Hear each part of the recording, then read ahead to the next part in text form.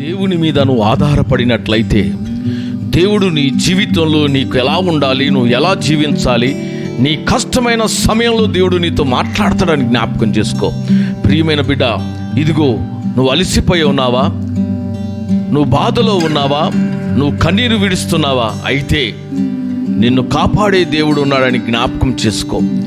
అలనాడు దేవుడి మీద ఆధారపడిన బిడ్డలు ఎంతో మంది వారు దేవుని మీద ఆధారపడి వారి జీవితాలను సువర్ణవంతంగా మార్చుకున్నటువంటి సమయాలను మనం చూస్తున్నాం.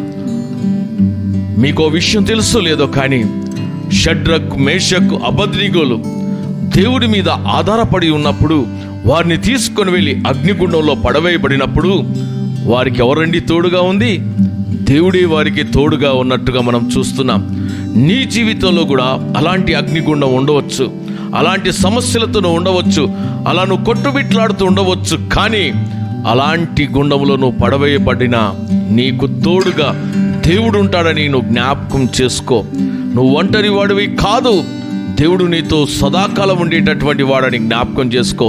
ప్రియ బిడ్డ, ఆ దినము ఆ అగ్నిగుండంలో దేవుడు వారితో తోడుగా ఉండి 4వ వ్యక్తిగా కనబడినాడు.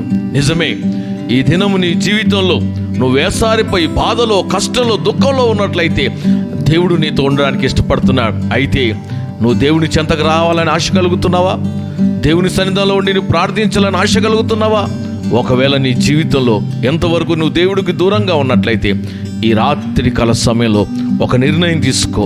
అవును ప్రభువా, నేను ఇంతకాలం నీకు దేవుడికి దూరంగా ఉన్నాను, నీకు దూరంగా ఉన్నాను. అయితే ఈ దినము నా మనసు మార్చుకొని నీ చెంతకు వస్తున్నానని జ్ఞాపకం చేసుకో.